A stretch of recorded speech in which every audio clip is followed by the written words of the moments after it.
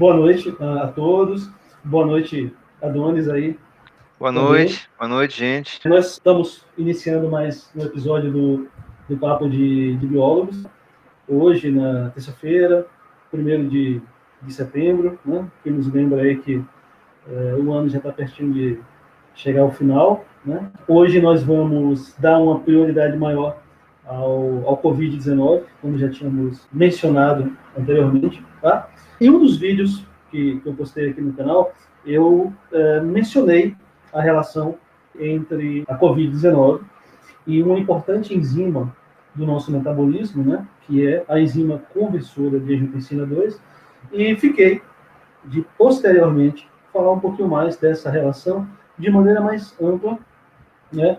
E o que seria de maneira mais ampla? Relacionar, né, a atividade dessa enzima, a ECA2, com o coronavírus e também com duas comorbidades crônicas importantes que nós brasileiros conhecemos bem, que é a hipertensão e o diabetes. Então, dentro dessa perspectiva de abordarmos esse conteúdo envolvendo o Covid-2019, né, surgiu, então, essa possibilidade de fazermos, em um primeiro momento, essa abordagem mais bioquímica e fisiológica da doença, né, o que é importante, principalmente do ponto de vista individual, né, uma vez que o processo de saúde e doença ele tem como seu principal sujeito o próprio indivíduo, tá? Então, por mais que exista uma responsabilidade a nível estatal, a nível governamental, né, através de seus ministérios ou secretarias ou equipes de saúde,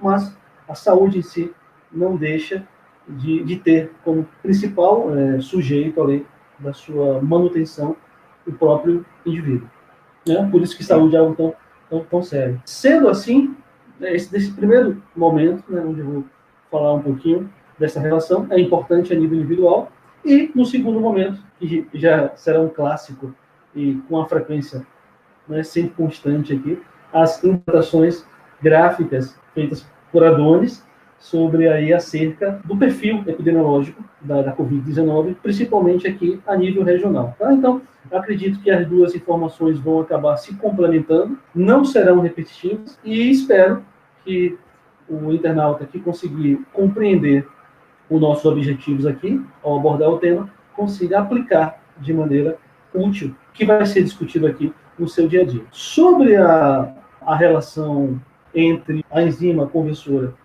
angiotensina 2 e o COVID, tá? Requer abordar um pouquinho um conhecimento prévio fisiológico, que para alguns sejam da área, talvez seja apenas uma revisão, uma breve revisão, e para aqueles que não é da área da saúde, vou tentar explicar de uma maneira bem prática, para que se possa entender, né? Já que o nosso objetivo é justamente compartilhar, né, informações de uma maneira em que possa alcançar diversos públicos, né? Tanto aqueles que já são da área da saúde, das ciências da vida, né? Que já traz um conhecimento prévio sobre o conteúdo, mas também aqueles que se interessam pelo assunto, uma vez que, como nós já falamos, saúde é algo muito, muito importante, tá? E para essas pessoas, para esse público, vamos tentar fazer uma tradução da linguagem mais técnica com a linguagem mais prática e, dessa maneira, tentar colaborar, né, para que as pessoas possam, no dia, aplicar algo que venha a ser abordado aqui. Né? Como eu sempre falo para os alunos, quando você decora aquele conteúdo para uma prova, passada a prova, né, passado o objetivo ali, você esquece. Mas quando você consegue trazer exemplos do dia a dia e relaciona com a teoria, consegue ver aplicações daquela teoria no seu dia a dia, né, seja na sua saúde, seja na saúde de familiares, amigos, ou para quem já trabalha na área da saúde, você consegue aplicar esse conhecimento teórico, você consegue entender, né, como ele funciona, e aí dificilmente você esquece. Tá? Desta forma, Adonis, você como biólogo também, né, certamente tem contribuições, opiniões sobre essa parte mais bioquímica e fisiológica, tá? Então, fique à vontade para se pronunciar, tá? Se quiser comentar alguma coisa, fique à vontade. Uhum. Então, eu sei que você fica ansioso ali pelos gráficos, né? A gente fica também querendo saber como é que tá a região, melhorou ou não, e aí... E engraçado que temas polêmicos a gente sempre escuta alguma coisa, né? Às vezes às vezes a gente não tem tempo além de ver algo específico, né, em uma mídia, mas sempre escuta dizendo, apareceu isso no jornal, alguém falou isso, hoje no programa de rádio alguém falou que já vai fechar o comércio. Aí fica esse fluxo de informação que nem sempre é de uma fonte muito segura, e aí a gente fica ansioso aí para ver os seus gráficos, né? Uhum. Então vamos dar continuidade falando desse primeiro momento. O que eu abordei no vídeo anterior sobre a enzima de conversão de angiotensina tipo 2 e o COVID é que essa enzima é a chave, ou a porta de entrada para o vírus na célula. Lembrando um pouquinho lá da microbiologia, ao contrário de outros seres vivos, né, embora os vírus sejam estruturas supramoleculares, não são necessariamente vírus, mas ao contrário dos outros níveis de organização molecular suficientes para classificá-los como micro-organismos, o vírus precisa de um meio de cultura vivo. Né? Daí a necessidade de penetrar e controlar o metabolismo da célula hospedeira para se manter em atividade biológica. E, consequentemente, o vírus tem que passar pela membrana, né, que é uma estrutura, em sua maior parte, de camada lipídica, com as suas proteínas ali integrais, né, que funcionam como canais, e são esses canais proteicos que permitem a entrada do parasita viral na sua célula hospedeira.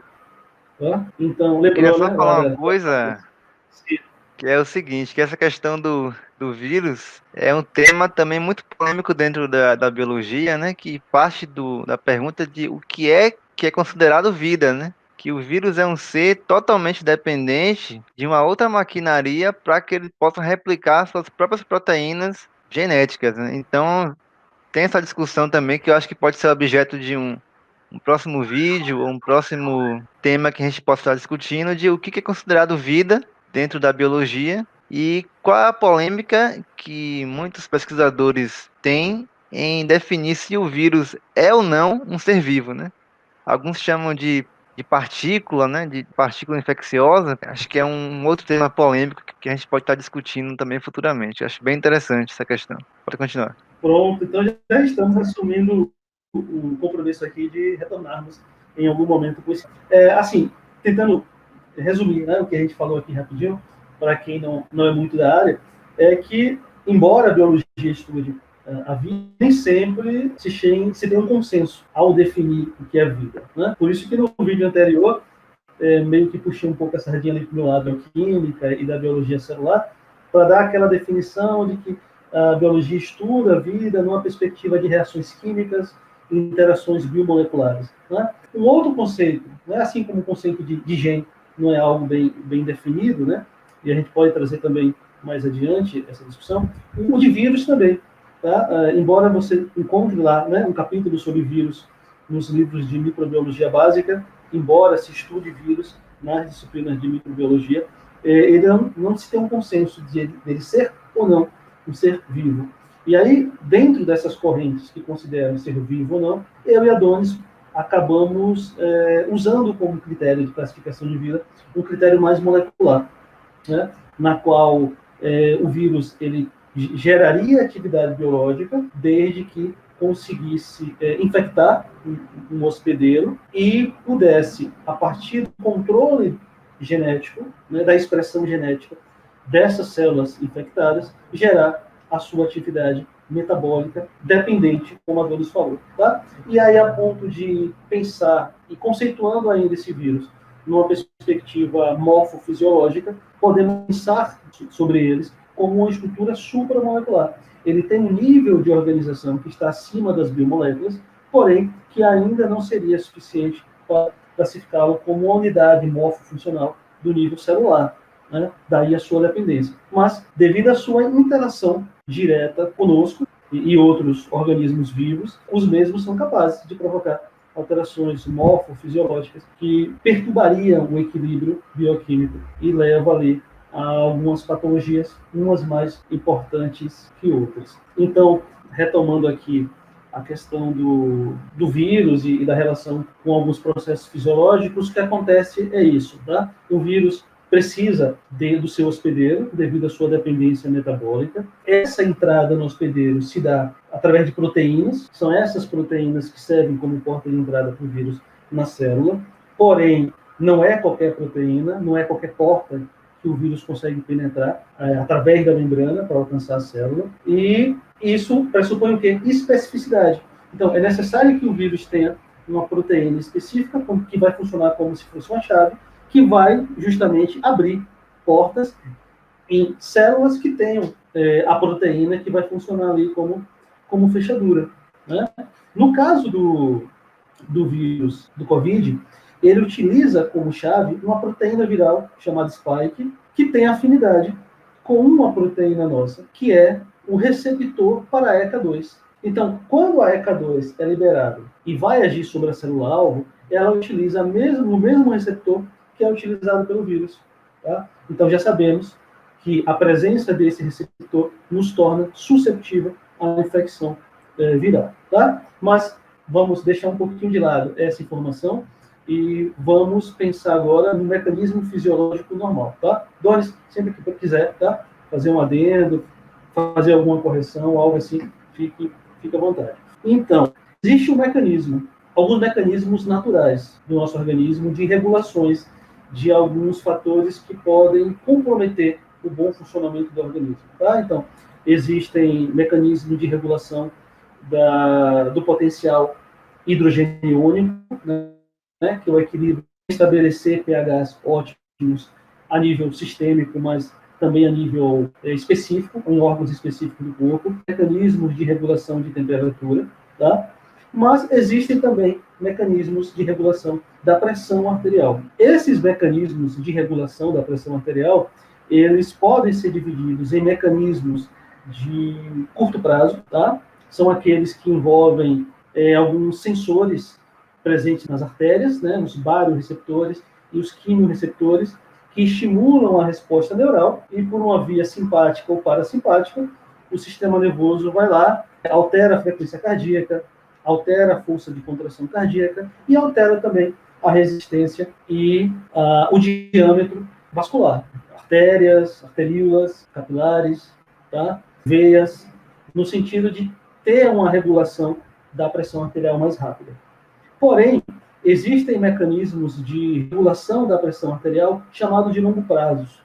E esses envolvem, geralmente, hormônios e também enzimas. Um dos mecanismos de longo prazo é o sistema renina, angiotensina, aldosterona, que é que entra as enzimas conversoras de angiotensina, e é isso que liga a hipertensão crônica e o diabetes ao coronavírus. Tá? Então, de uma maneira bem mais simples, né, para a gente não, por conta do tempo, quando a pressão arterial está baixa e precisa ser elevada, tá, há um disparo dessa rota, no qual o tecido renal, né, libera ali a renina, que age com o angiogênio, liberado pelas células hepáticas, pelo fígado. Ambos reagem para a formação da angiotensina 1. Aí vem a enzima conversora de angiotensina, tá? Que é liberada, em sua maioria, pelos pulmões, mas também pelo endotélio renal e cardíaco, tá? E converte a angiotensina 1 em angiotensina 2. A partir daí, a angiotensina 2 vai agir sobre alvos específicos, como, por exemplo, a suprarrenal, que vai liberar aldosterona, vai agir sobre o hipotálamo, o eixo hipotálamo-hipófise, bloqueando ali o hormônio antidiurético, e vai agir também sobre o sistema cardiovascular, no sentido de alterar ali o diâmetro dos vasos, né, provocando ali a constrição